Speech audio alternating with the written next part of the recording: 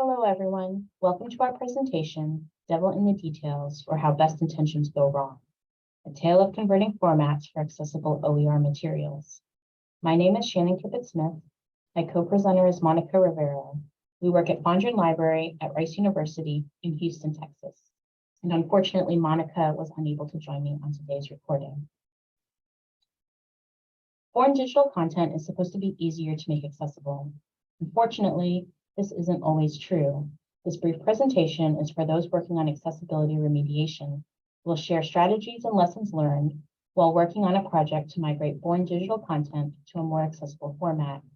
By the end of this session, we hope that participants will be able to understand why accessibility and preservation is important for OER, evaluate OER for accessibility, and identify strategies for accessibility remediation.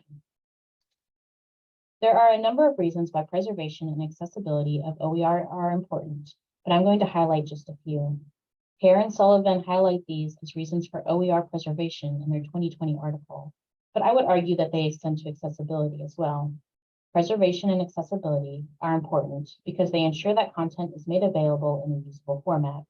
OER is no longer usable if the format is obsolete. It can also be argued that OER preservation and accessibility are fiscally responsible. If an institution's resources and money are used to incentivize OER creation, why not make the impacts as long-lasting as possible? OER preservation and accessibility may be a high priority because they have value to users beyond the institution and long after the course it was initially created for. In addition, OER is often a product of an institution's teaching and learning activities, making them a priority for preservation at many schools. Both preservation and accessibility work are best addressed and planned for at the beginning of a project. However, many digital publishing platforms are not designed for preservation and/or accessibility. If these platforms are used, much of the preservation and accessibility work may need to be done after its creation. This was the case for our project harvesting OpenStax connections content for deposit in our institutional repository. OpenStax CNX, or Connections, was a community authoring platform. OpenStax was founded in 1999 as the Connections repository before it started publishing the open source textbooks that many of us are familiar with. Over time, the Connections platform became outdated, and in 2020, OpenStax announced that as of 2022, all Connections content would be available on the Internet Archive and the platform would be retired. We were happy to hear that content would remain available via the Internet Archive, but we were also interested in capturing Rice-authored resources and making copies available in our institutional repository. This would help to ensure the long-term preservation and access of the modules. Institutional policy requires that material in the repository be accessible. We may not have been able to pursue this project if we didn't work at Rice, home to OpenStax. We were able to put in a request to pull metadata for all Connections content created using a rice.edu email address before the legacy system was retired. But before we could even address preservation and accessibility issues, modules had to be evaluated for inclusion in the institutional repository. The nature of a community authoring platform like Connections meant that there were a lot of modules that were still in a draft state, even though they were publicly available, or appeared to be course assignments that were likely linked to from course pages. Many modules lacked context and did not appear to be usable without additional material. Although we didn't evaluate modules by their intellectual merit, we did have to make some judgment calls based on perceived module completion and contextualization.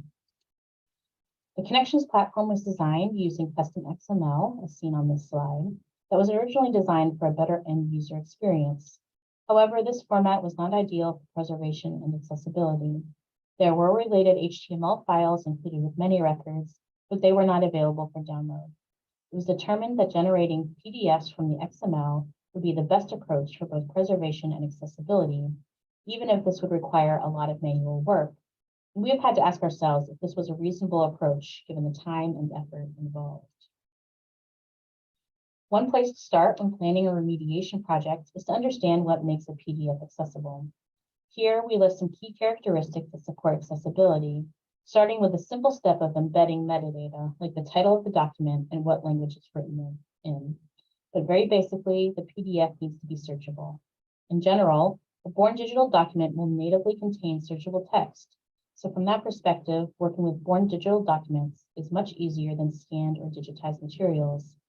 Embedding special fonts is an important step as it ensures special characters or unique typeface is converted to real text rather than just presented as an image of the text. All of this allows assistive technologies like screen readers the ability to properly read out the contents. PDFs should not be password protected. This prevents accessibility features to work properly, as well as other general features such as highlighting or copying snippets that users find helpful. Any image not already described in the body of the text will need an alternate text added. Alternative text is a brief explanation of the content of the image. And finally, to help navigate the document, the content needs to have some underlying structure. That is, headings are marked and other key features such as tables and links are denoted with tags. What may be visually apparent, like a heading in bold or larger type, is lacking when simply reading out a long string of text. So that is what makes these tags so essential to accessibility. It clearly marks out these sections of text when read out loud. Bookmarks make it easier for a user to navigate through longer documents. One can jump to different sections or chapters much quicker than simply reading through a document page by page. So how do you do all that? Make a PDF accessible. One method is to manually tag the contents, going paragraph by paragraph, feature by feature, page by page. And though that is certainly possible, we looked for alternative approaches due to limited time and resources. What worked for us in this project was to use the Adobe Acrobat auto tag feature. Adobe has a built-in auto tagger that will add tags to an existing PDF document. For the most part, we found this feature works well with foreign digital content. Then we combined this key step into an Adobe action and included other common tasks, such as setting the language and the open documents properties. Another key feature was setting up alt image tags. Given that the nature of these educational modules, all images contain the descriptive text already, either as a caption or explained in the surrounding body text. So there was no need to create custom alt text descriptions. However, we still needed to tag the images as well as any decorative graphics that might show up. To automate this task, we configured a step to set all alternative text to null value. In summary, this custom action semi-automates the accessibility process by running common tasks like auto tag features and marking of images. This action can be run across a folder or of files or individual PDFs. Through use of this action, we automated the most labor-intensive part of this process. We still conducted a manual review by running the accessibility checker to identify errors and then made corrections as necessary. So what did we learn in this project? Definitely need to build in time for accessibility. They'll probably take just as long as any other phase of a project. As a rule of thumb, if you think a project will take an hour, add another hour to work on accessibility. And of course, automate wherever you can. Also, having a plan for remediation can help maintain consistency through the project and avoid overly applying corrections on a case-by-case basis. We've included some links to our project guidelines, and although they were customized to this unique project, we think that they may provide some insights into your own accessibility work.